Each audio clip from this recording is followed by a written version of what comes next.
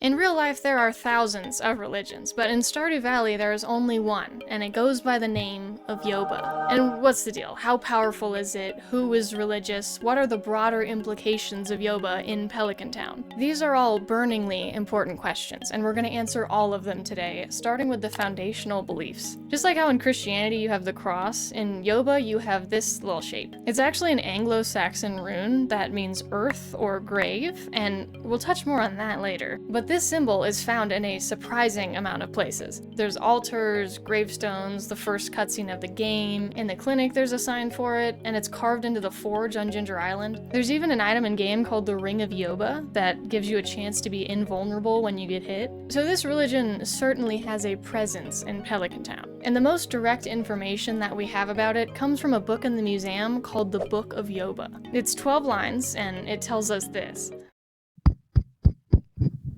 Before time, there was only the endless golden light. The light called out to itself, Yoba! Yoba wanted more. Yoba swirled the golden light into a vortex. Yoba swirled and swirled until a hole formed in the eye of the vertex. Yoba smoothed the golden light. Yoba smoothed, and the light became soil. Into this soil, Yoba planted a seed. The seed sprouted, and behold, the vine sprung skyward, twisting and probing, casting a writhing shadow onto the golden void. After 11 days, the vine bore fruit.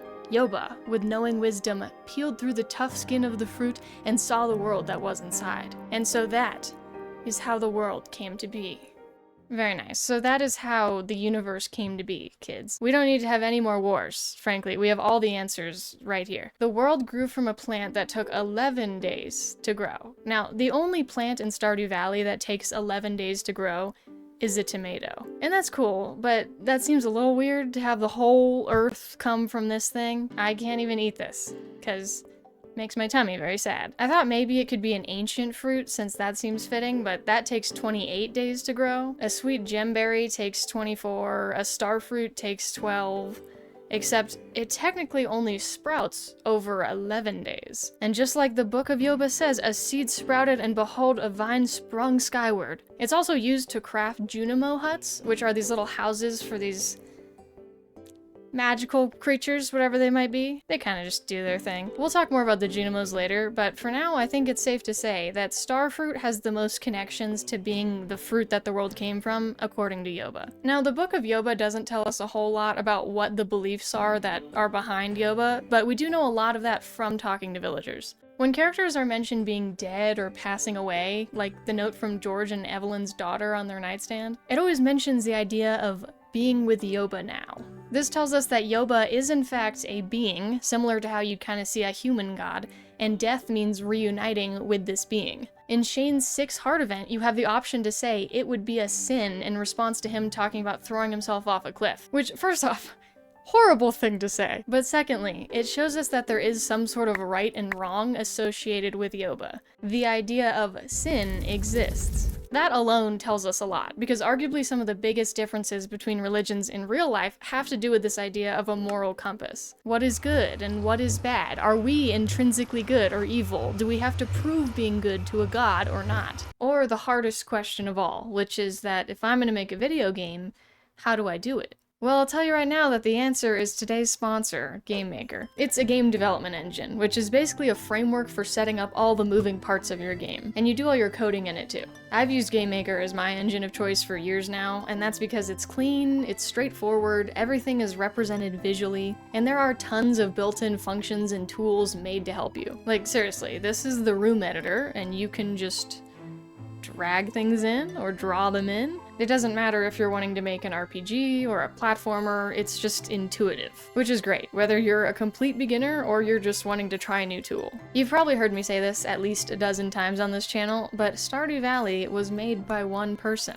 And that is proof enough that anyone can learn this skill, especially considering that GameMaker has tons of official tutorials out there and a bunch of community members happy to help you learn. GameMaker is completely free to use for non-commercial projects, and if you do want to sell your game eventually, it is a one-time fee. You can download GameMaker using the link in my description, again, for free, and they just put out this RPG tutorial series so you can start making your very own Stardew Valley.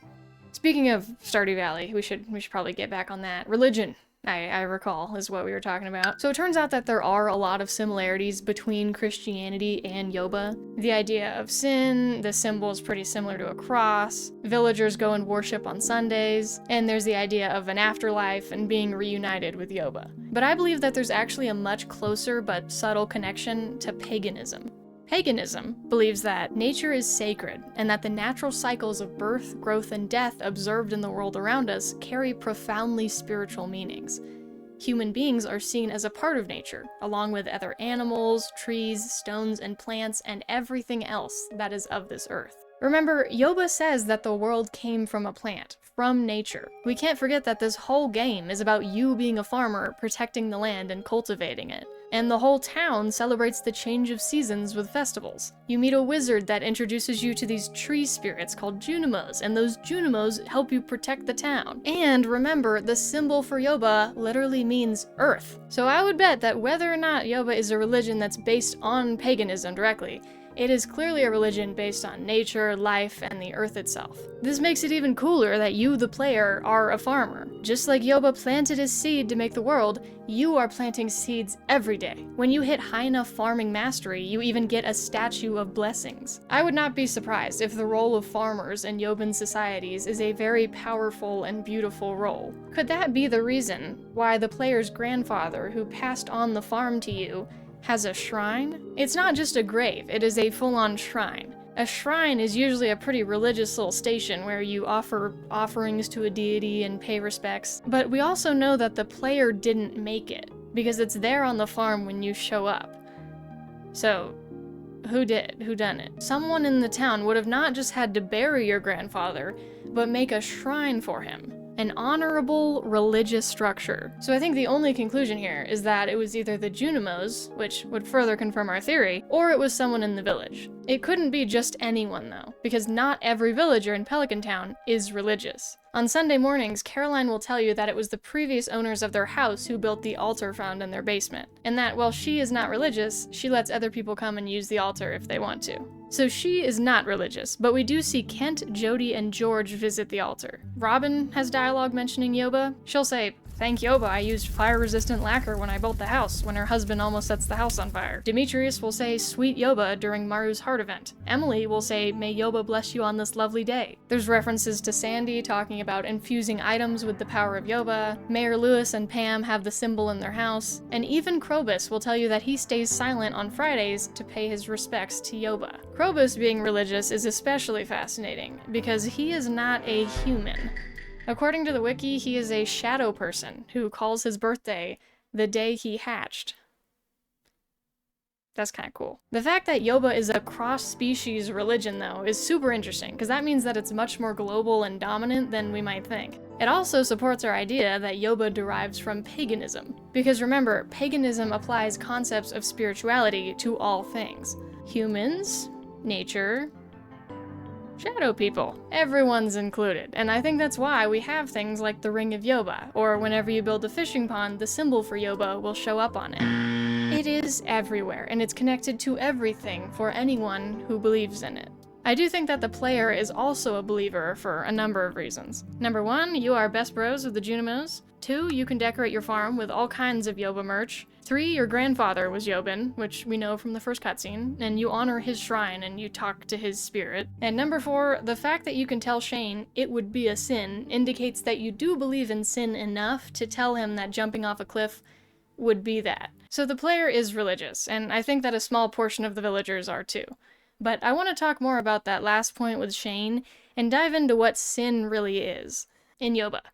Not in real life. We're keeping this civil. In Roman Catholicism, sin came from the fact that Adam and Eve disobeyed God, and they ate that apple in the Garden of Eden. We don't exactly have a story like that in the Book of Yoba, but because Yoba is all about nature and life and growth and balance, it's safe to assume that sin would be anything that disrupts those cycles. Think neglecting the earth or destroying it, interfering with the earth's natural processes, whether that's nature itself or the cycle of life, taking advantage of the land's resources, so greed. Greed is conveniently another major theme in Stardew Valley. We're tasked with supporting the community center so that the big bad corporation of Joja doesn't take over the land. This is why the Junimos reward you for helping build it, and why you have to gather all these materials from different seasons and environments in order to build it. As a reward for doing it, they give you all kinds of goodies, and they help you build the town, because you are not falling to sin. You are not succumbing to greed and choosing Joja. In fact, if you choose to support Joja instead,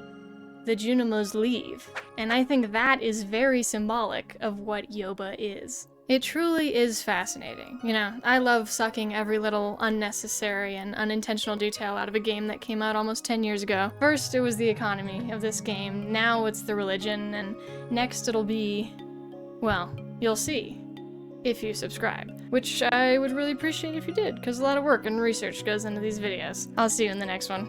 Bye-bye!